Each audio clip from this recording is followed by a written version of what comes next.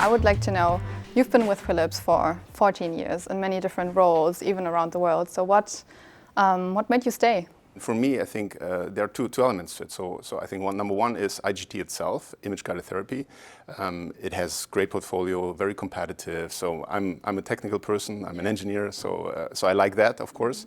So and because it's competitive and the environment is complex, you can play a lot with all the things that this products can do, and there is a good purpose to it. So maybe that's the easy question, and the other question is, of course, after a while you tend to get bored, or you tend to want something else. So you're looking for other things, and that's the other part which I like very much at Philips, is that you can look for opportunities outside the country, right? So in other areas, in other global areas. So whenever you know what you want.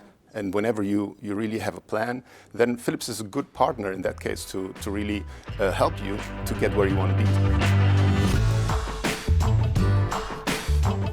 What do you expect from a leader in the daily life? Yeah, I think that's a really good question, because to me, I feel like it's important that my people leader is leading by example and is really approachable and has great communication skills.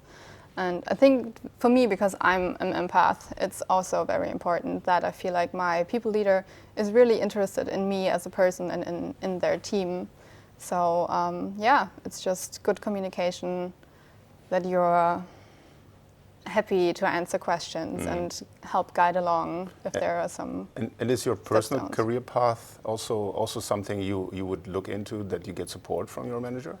I feel like it's always good to be surrounded by people who inspire you. And if I think about my team leader now, I think she's a great example.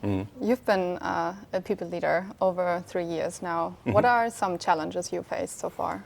Well, I think the biggest challenge, I'm as a people leader now for 3 years, and it's exactly in the time where many people had trouble with the situation. So things got out of control unprecedentedly, and so on and so on.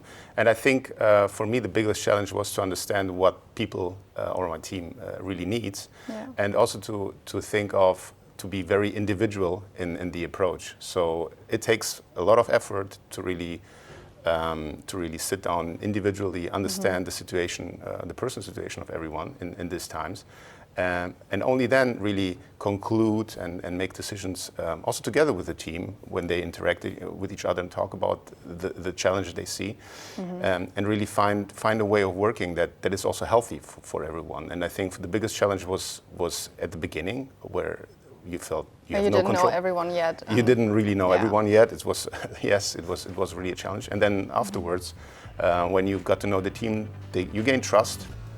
And the team gets trust in you, and then it gets also more, in a way, more pleasant, even if it's tough.